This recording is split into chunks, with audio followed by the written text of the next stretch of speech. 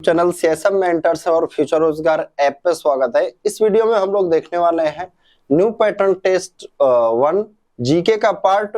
अभी तक आप हमारा कोर्स से नहीं जुड़े हैं तो फ्यूचर रोजगार ऐप पे आपका 2 एग्जाम वैलिडिटी यानी 22-23 और 22-23-24 एग्जाम वैलिडिटी वाला कोर्स 799 और 999 का अवेलेबल है, जिसमें ये सभी टेस्ट आपको मिलेंगे। और अगर आप सिर्फ मॉक टेस्ट देना चाहते हैं न्यू पैटर्न का तो आप टेस्ट सीरीज में जाएंगे, वहां पे आपको 499 का टेस्ट दिख जाएगा। तो फ्यूचर रोजगार ऐप इसके लिए इंस्टॉल करें। आपका देखते हैं हम लोग पहला क्वेश्चन, पास्कल किसका इकाई है? आपका फिजिक्स में यूनिट से संबंधित क्वेश्चन पूछे जाते हैं, हमेशा आप देख रहे हैं 2-3 बार से, और अधिकतर एग्जाम में चाहे कोई भी एग्जाम हो मैक्सिमम जगह पे पूछा जाता है। तो ये टॉपिक आपके लिए इंपॉर्टेंट है। क्या है ये टॉपिक? आपके लिए इंपॉर्टेंट है।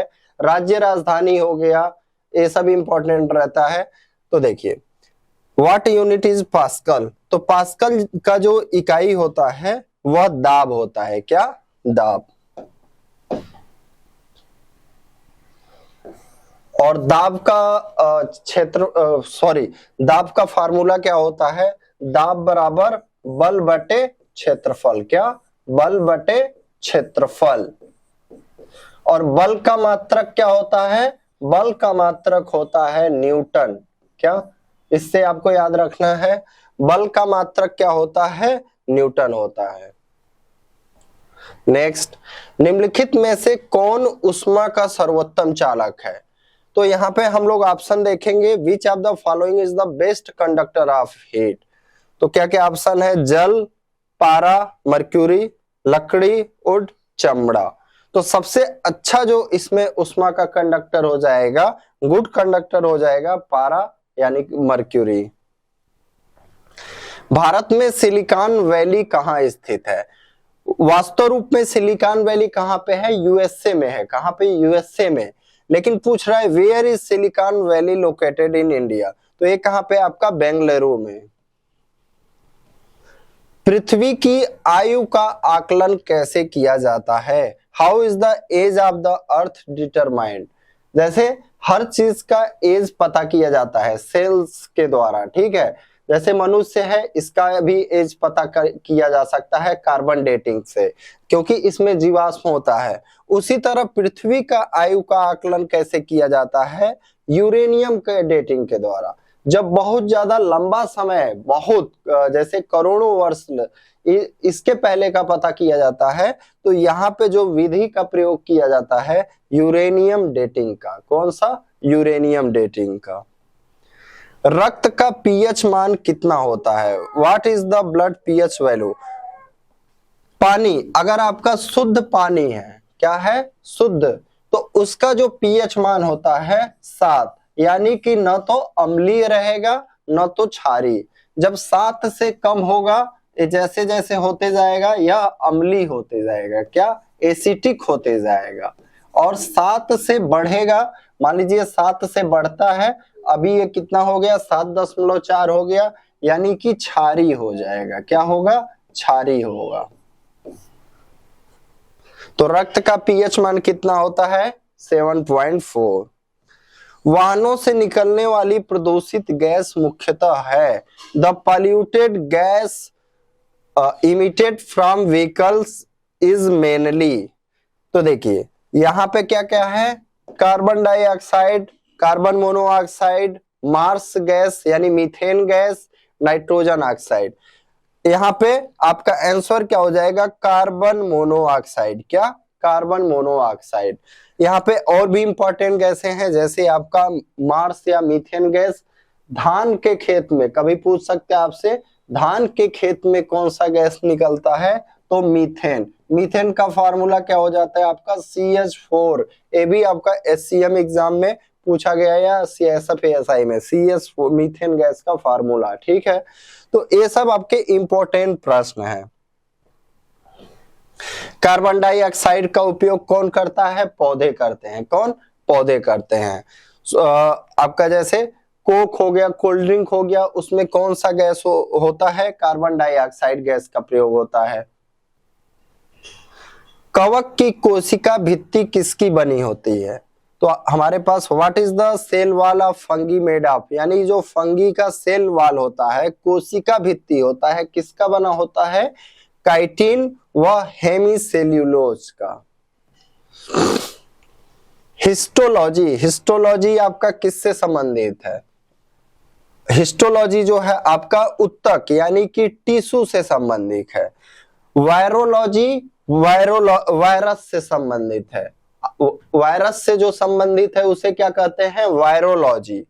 और जीवाणु से, बैक्टीरिया से जो संबंधित है उसे कहते हैं बैक्टीरियोलॉजी, यानी जीवाणुओं का अध्ययन। वायरोलॉजी वायरस का अध्ययन। यहाँ पे क्या है? हिस्टोलॉजी यानी कि स्टडी ऑफ टिश्यूज, यानी उत्तकों का अध्ययन। दुग्ध प्रोटीन को पचाने वाला एंजाइम कौन सा है?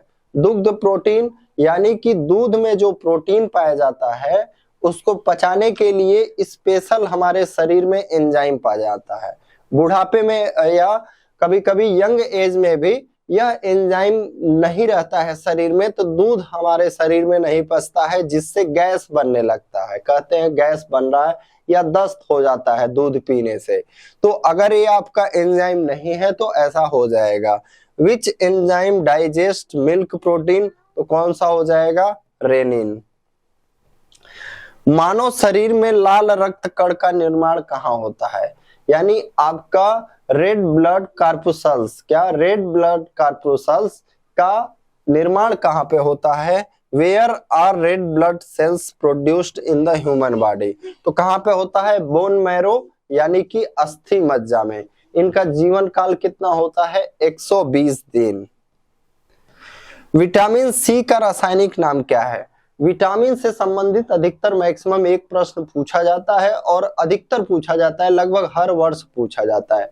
तो विटामिन और बायोलॉजी आपके कोर्स में पढ़ाया गया है, ठीक है, अच्छे से बताया हूं और आपको पीडीएफ भी दिया गया है। What is the chemical name of vitamin C, तो क्या हो जाएगा? एस्कॉर्बिक एसिड, एस्कॉर्बिक अम्ल। वर्ल्ड एथलेटिक्स चैंपियनशिप बुडापेस्ट में भाला फेंक प्रतियोगिता में किस भारतीय खिलाड़ी ने स्वर्ण पदक जीता? तो यह इंपॉर्टेंट क्यों हो जाता है? क्योंकि सीआईएसएफ एक हेड कांस्टेबल हैं, क्या नाम है उनका? किशोर कुमार जेना, उनका 5वां स्थान रहा इस खेल प्रतियोगिता में। भाला फेंक में उनका 5वां स्थान रहा।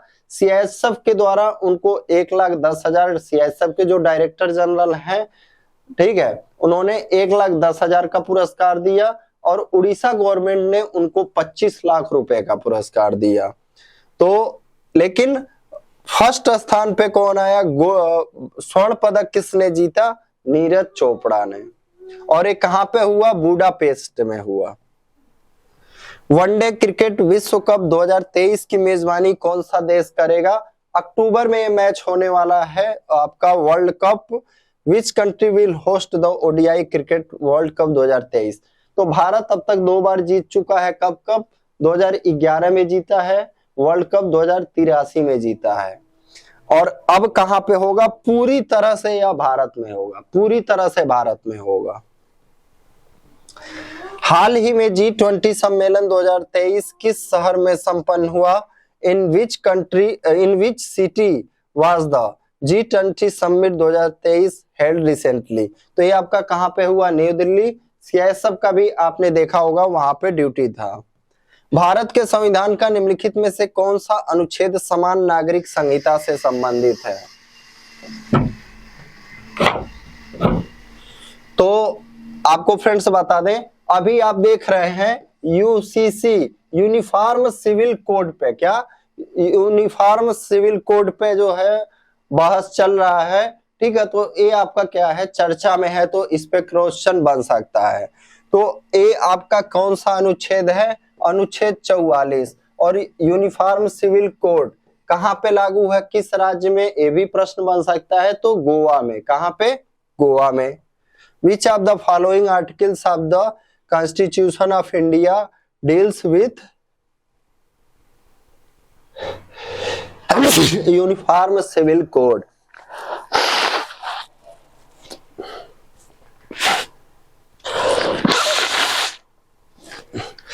भारतीय संविधान की किस अनुसूची में पंचायती राज संस्थाओं का प्रावधान है? In which schedule of the Indian Constitution is there a provision for Panchayati Raj institution? तो पंचायती राज के लिए जो प्रावधान है, पहले ये नहीं था, पहले तो सिर्फ 8 शेड्यूल थी, यानी 8 अनुसूचियां थी संविधान में। ठीक है, तो अनुसूची अच्छे से देख लेंगे, यहां से प्रश्न पूछे जाने का पूरा संभावना रहता है। 8 अनुसूची था, 9, 10, 11, 12 बाद में जोड़ा गया। 9वीं अनुसूची पहले संविधान संशोधन द्वारा, 10वीं अनुसूची दल बदल, क्या है 10वीं दल बदल, फिर आपका 11वां 73वां अमेंडमेंट द्वारा, फिर 12वां, ठीक है, ये आपका शायद 93 अमेंडमेंट है। 12वां वाला क्या है, 93 अमेंडमेंट, और 11वां 73वां अमेंडमेंट। ये पंचायती राज से, ये दल बदल से, ये जमीन के अधिग्रहण, भू अधिग्रहण से, और 12वां जो है आपका नगर पालिकाओं से, क्या नगर पालिकाएं जो शहर में होती हैं उनसे संबंधित है। हमारा क्या हो जाएगा 11वां। किस अमेंडमेंट के द्वारा, किस संविधान संशोधन के द्वारा जोड़ा गया? 73वां संविधान संशोधन के द्वारा। भारत के उपराष्ट्रपति का चुनाव, the vice president of India is elected, यानी उपराष्ट्रपति के चुनाव में कौन कौन भाग लेता है? ठीक है, तो उपराष्ट्रपति के चुनाव में संसद के सभी सदस्य, चाहे वो मनोनीत हो या कुछ भी हो, यानी A to Z सभी कोई, लोकसभा और राज्यसभा के सभी सदस्य भाग लेते हैं। ठीक है, लेकिन यही अगर राष्ट्रपति का चुनाव रहता तो सिर्फ जो इलेक्टेड रहते हैं, यानी नॉमिनेटेड, मनोनीत सदस्य भाग नहीं लेते हैं, राष्ट्रपति में मनोनीत भाग नहीं लेते हैं।